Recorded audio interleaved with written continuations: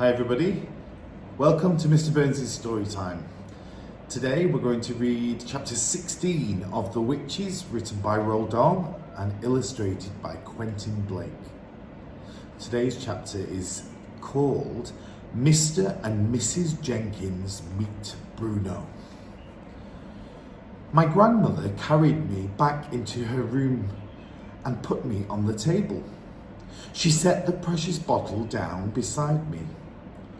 "What time are those witches having supper in the dining room?" she asked. 8 o'clock, I said. She looked at her watch.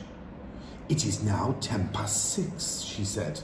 "We've got until 8 o'clock to work out our next move." Suddenly, her eye fell upon Bruno. He was still in the banana bowl on the table. He had eaten 3 bananas and was now attacking a 4th. He had become immensely fat. "That's quite enough," my grandmother said, lifting him out of the bowl and putting him on the tabletop. "I think it's time we return this little fellow to the bosom of his family. Don't you agree, Bruno?" Bruno scowled at her. I had never seen a mouse scowl before, but he managed it. "My parents let me eat as much as I want," he said. "I'd rather be with them than with you." "Of course you would," my grandmother said. "Do you know where your parents might be at this moment?" "They were in the lounge not long ago," I said. "I saw them sitting there as we dashed through on the way up here." "Right," my grandmother said. "Let's go and see if they are still there." "Do you want to come along?" she asked, looking at me. "Yes, please," I said. "I shall put you both in my handbag," she said. "Keep quiet and stay out of sight. If you must peep out now and again, don't show more than your nose." Her handbag was a large, bulky, black leather affair with a tortoise-shell clasp. She picked up Bruno and me and popped us into it.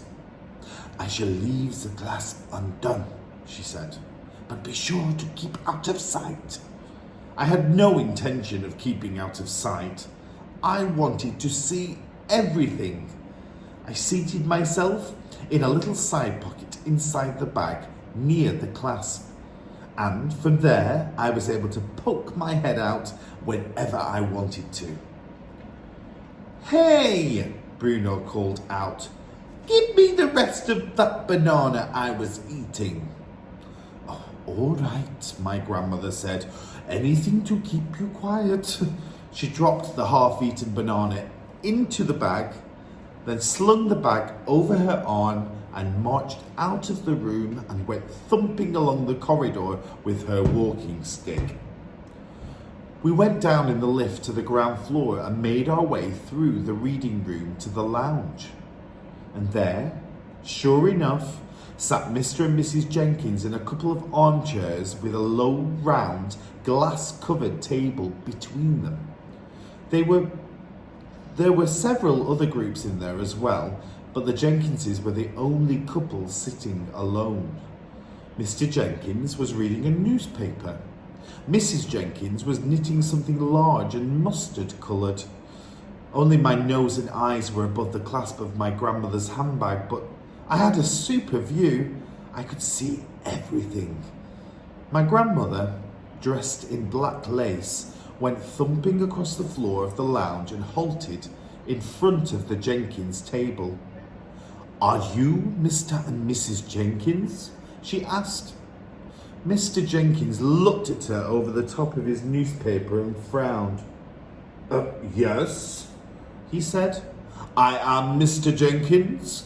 What can I do for you, madam?"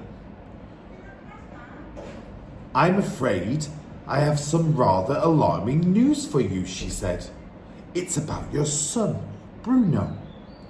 "What about Bruno?" Mr. Jenkins said. Mrs. Jenkins looked up but went on knitting. What's the blighter been up to now? Mr. Jenkins asked. Raiding the kitchen, I suppose. It's a bit worse than that, my grandmother said. Do you think we might go somewhere more private where I can tell you about it? Private? Mr. Jenkins said. Why do we have to be private? This is not an easy thing to explain, my grandmother said. I'd much rather we all went up to your room and sat down before I tell you any more. Mr. Jenkins lowered his paper. Mrs. Jenkins stopped knitting. I don't want to go to my room, madam, Mr. Jenkins said. I'm quite comfortable here, thank you very much.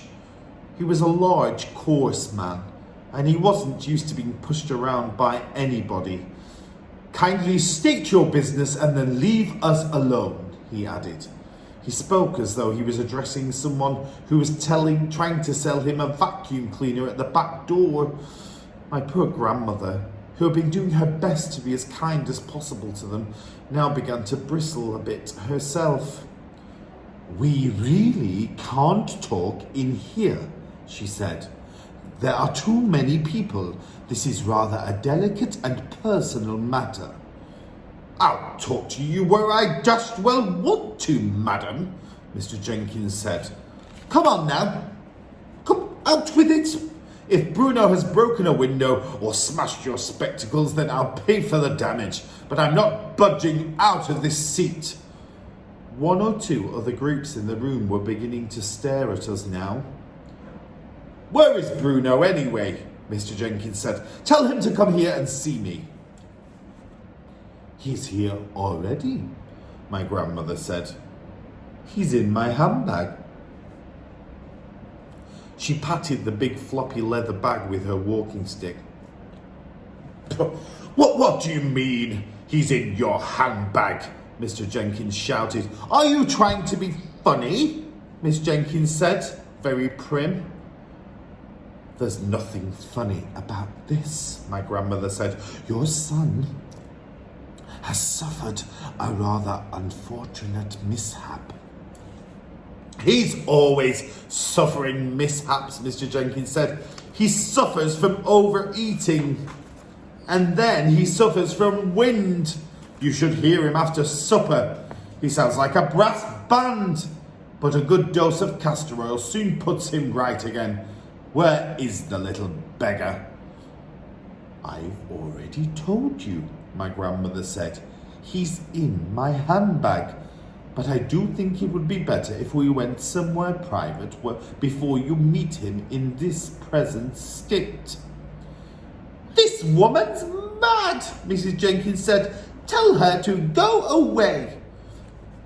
The plain fact is, my grandmother said, that your son Bruno has been rather drastically altered. Altered? Shouted Mr. Jenkins. What the devil do you mean, altered? Go away, Mrs. Jenkins said. You are a silly old woman. I am trying to tell you as gently as I possibly can that Bruno really is in my handbag, my grandmother said. My own grandson actually saw them doing it to them. Saw who? Doing what to him? For heaven's sake, shouted Mr. Jenkins. He had a black moustache which jumped up and down when he shouted. Saw the witches turning him into a mouse, my grandmother said. Call the manager, dear, Mrs. Jenkins said to her husband. Have this mad woman thrown out of the hotel. At this point, my grandmother's patience came to an end. She fished around in her handbag until she found Bruno. She lifted him out and dumped him on the glass-top table. Mrs. Jenkins took one look at the fat little brown mouse who was still chewing a bit of banana, and she let out a shriek and then rattled the crystals on the chandelier. She sprang out of the chair, yelling, It's a mouse! Take it away! I can't stand the things! It's Bruno, my grandmother said. You nasty, cheeky old woman, shouted Mr. Jenkins. He started flapping his newspaper at Bruno, trying to sweep him off the table. My grandmother rushed forward and managed to grab hold of him before he was swept away. Mrs. Jenkins was still screaming her head off, and Mr. Jenkins was towering over us, shouting, "Get out of here! How dare you frighten my wife like that? Take your filthy mouse away this instant!" "Help!" screamed Mrs. Jenkins. Her face had gone the colour of the underside of a fish. "Well, I did my best," my grandmother said, and with that she turned and sailed out of the room, carrying Bruno with her. That's the end of chapter 16.